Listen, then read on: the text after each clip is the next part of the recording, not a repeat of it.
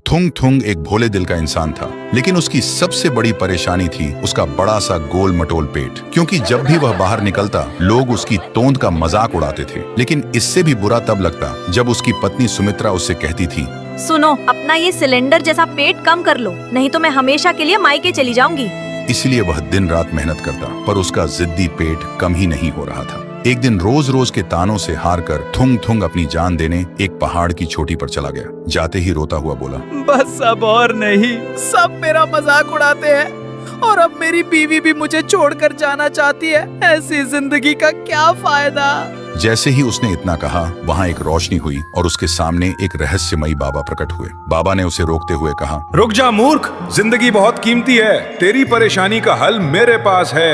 यह कहकर बाबा ने अपने झोले से एक सोने का मेंढक निकाला और थुंग थुंग को देकर कहा, ये कोई आम मेंढक नहीं है बच्चा, इससे जो भी मांगेगा मिल जाएगा, पर कभी लालच मत करना। इतना कहते ही बाबा चले गए और थुंग थुंग हैरान रह गया। फिर वह मेंढक को घूरते हुए बोला, मेंढक जी, मेरा पेट कम कर दो।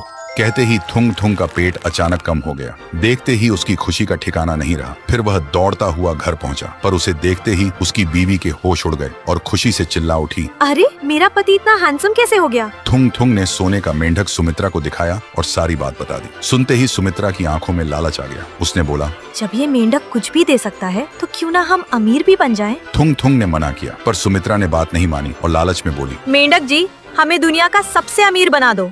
हमारे घर के हर कोने में बस सोना ही सोना हो। लेकिन इस बार कुछ भी चमत्कार नहीं हुआ। सुमित्रा को लगा थुंग थुंग ने उसे बेवकूफ बनाया है, इसलिए गुस्से में रसोई की तरफ चली गई। लेकिन जैसे ही उसने पानी के गिलास को छुआ, वह ठोस सोने का बन गया। यह देखते ही सुमित्रा की आंखें चमक उठी। फिर उसने रोटी को छुआ, वह भी सोने की बन गई। सुमित्रा खुशी से झूम उठी। उसे लगने लगा कि अब वह सोने की देवी बन चुकी है। लेकिन उस दिन के बाद से थुंग थुंग की जिंदगी नरक बन गई। अब घर का सारा काम उसे ही करना पड़ता था। ऊपर से बीवी को भी अपने हाथों से खाना खिलाना पड़ता था और सुमित्रा बस महारानी बनकर आराम से लेटी रहती। फिर एक दिन थक हार कर थुंग थुंग सुमित्रा को खाना खिला रहा था। तभी अचानक वहाँ एक बड़ा सा चूहा आ गया। चूहे को देखते ही सुमित्रा जोर से चीखने लगी और घबराहट में थुंग थुंग को पकड़ लिया। लेकिन जैसे ही उसने थुंग थुंग को छुआ, थुंग थुंग भी एक ठोस सोने की मूर्ति में बदल गया। ये देखते ही सुमित्रा के होश उड़ गए। फिर वह मूर्ति से लिपटकर जोर जोर से रोने लगी। मुझे माफ कर दो मेंढक जी, मुझे ऐसी अमीरी नहीं चाहिए। मुझे बस मेरा थुंग थुंग और मेरी पुरानी जिंदगी वापस दे दो। ये सुनते ही सोने का मेंढक गायब हो गया और पूरे घर में एक तेज रोशनी फैल गई। जब रोशनी हटी तो सब कुछ पहले जैसा हो चुका था। और उस दिन के बाद सुमित्रा को समझ आ गया कि लालच से कभी सुख नहीं मिलता। उसने फिर कभी मायके जाने की धमकी नहीं दी और दोनों अपनी छोटी सी दुनिया में खुशी खुशी रहने लगे।